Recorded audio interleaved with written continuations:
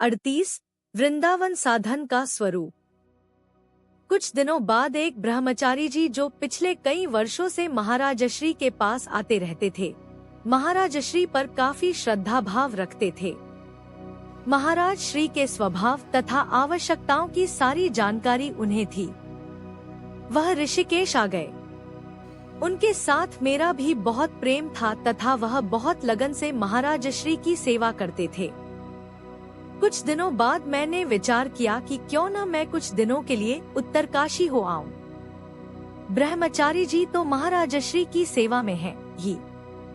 यह भी मन में एक भाव था कि इसी बहाने ब्रह्मचारी जी को महाराज श्री की पूरी सेवा का अवसर प्राप्त हो जाएगा।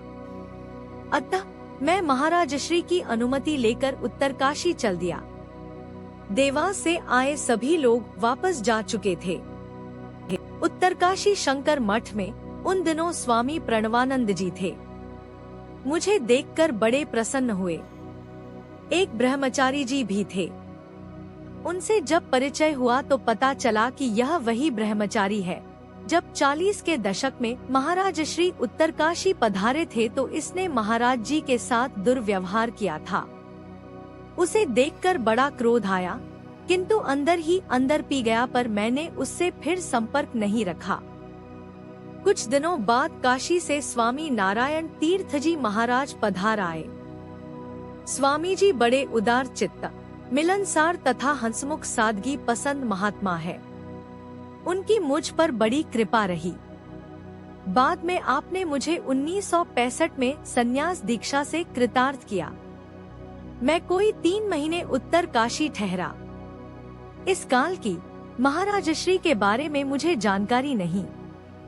मेरे वापस ऋषिकेश पहुंचने के कुछ ही दिनों बाद महाराज श्री देवास लौट आए।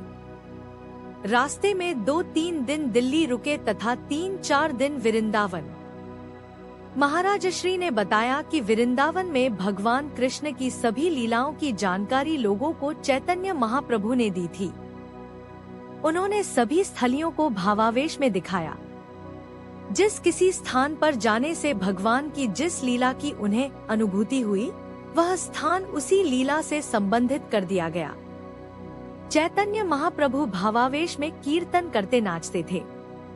वह बंगाल में कृष्ण प्रेम भक्ति के स्तंभ थे। प्रश्न, उससे पहले क्या वृंदावन नहीं था? उत्तर वृंदावन भी था तथा एक तीर्थ के रूप में उसकी मान्यता भी थी। श्री कृष्ण भगवान की लीला स्थलियों का प्रकाश तथा वर्तमान विस्तार उन्हीं के समय में हुआ। चैतन्य महाप्रभु के पश्चात वृंदावन में बंगाली भक्तों की संख्या में बहुत वृद्धि हो गई। प्रश्न, वैसे तो कृष्ण भक्तों की देश में आज भी कमी नहीं, किंतु ऐसा प्रतीत होता है जैसे किसी समय कृष्ण भक्ति की बाढ़ सी आ गई थी। जहां एक और चैतन्य महाप्रभु, जयदेव तथा तुकाराम, ज्ञानेश्वर जैसे भक्त हुए, वहीं दूसरी ओर सूरदास, मीरा तथा नरसी मेहता ने धूम मचा दी। सारा देश ही कृष्ण भक्ति के प्रेम में रंग सा गया था। उत्तर, हाँ, किंतु जैसा कि तुम जानते हो, हम विभिन्न मार्गों तथा साधन पद्धतियों को एक ही साधन क्रम के विभिन्न स्वरूप तथा स्तर मानते हैं। किसी भक्त में किसी भाव विशेष की प्रबलता होती है तो कोई भगवान के स्वरूप विशेष को दृष्ट के रूप में ग्रहण करता है, कोई प्रेम को प्रधान मानकर चलता है तो कोई सेवा भाव या समर्पण को, कोई विष्णु, शंकर या भगवती के रूप में भगवान के स्वरूप को अभिमुख रखता है तो कोई नानक, मोहम्मद, बुद्ध या ईसा के रूप में। भगवान का कोई रूप नहीं होते हुए भी सभी रूप उसके हैं। उससे कोई नाता नहीं होते हुए भी सभी नाते उसी से हैं, तथा उसमें कोई भाव नहीं होते हुए भी सभी भाव उसे ही प्राप्त करने के लिए हैं। फिर भक्त के स्तर में भी अंतर होता है तथा स्वरूप में भी। कोई प्रार्थना, जप प्रधान या पूजा प्रधान होता है तो कोई योग, ज्ञान, ध्यान या कर्म प्रधान। किसी की साधना प्रयत्न के आधार पर होती है तो किसी की स्वाभाविक अथवा स्वयं सिद्ध, किंतु यह सभी अध्यात्म पथ के ही पथिक होते हैं। इष्ट के अनुरूप ही साधन पद्धति का इतिहास, केंद्र, तीर्थ, नियम, ग्रंथ, सिद्धांत आदि विकसित हो जाते हैं। जगत शक्ति की तरंगे हैं। जिस प्रकार संसारी भावनाओं की तरंगे उठती रहती हैं, उसी प्रकार भक्ति भाव तथा उसके विभिन्न स्वरूपों की भी।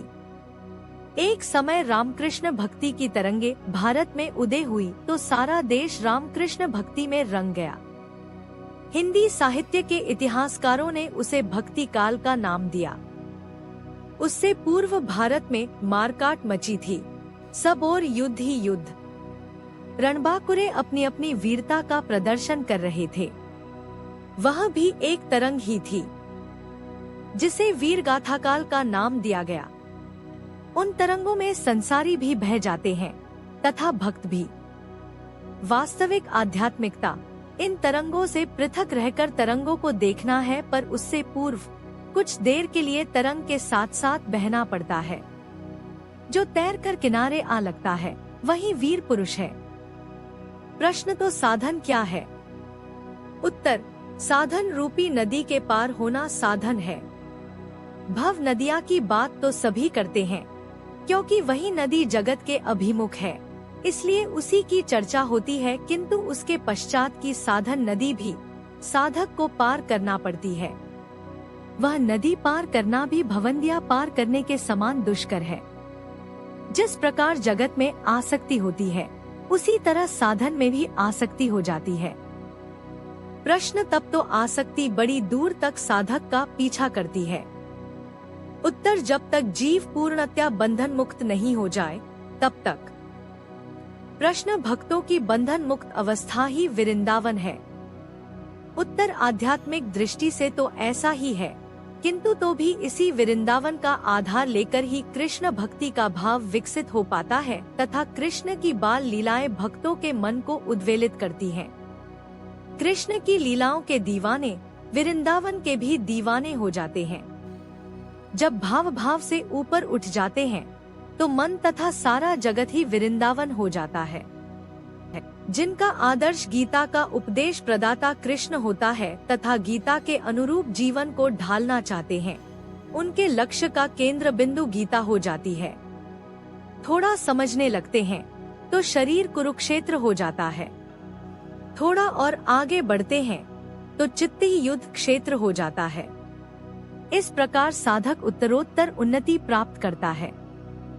प्रश्न, किंतु भक्ति के भी कई आचार्य हुए, जिन्होंने भिन्न भिन्न सिद्धांतों की स्थापना की तथा अपने अपने संप्रदाय चलाए, जैसे रामानुज, वल्लभाचार्य, निम्बार्काचार्य। उत्तर, भक्त इन विवादों में नहीं पड़ता। अपने भाव के अनुसार भक्ति ही कर्तव्य मानता है। जैसा भी है प्रभु कृपा से समक्ष आ जाएगा। कुछ जानने से पहले ही हृदय में किसी सिद्धांत को स्थापित कर लेना, फिर उसके प्रति आसक्त हो जाना उचित नहीं। भक्ति का लक्ष्य भगवान की कृपा प्राप्त करना है, सिद्धांत घड़ना नहीं। प्रश्न, अच्छा महाराज जी, फिर शक्ति जागृति का क्या हुआ? उत्तर, उसके बिना तो भक्ति संभव ही नहीं। वह तो भक्ति जगाती तथा पुष्ट करती है। जागृति के उपरांत ही भक्ति प्राप्त होती है।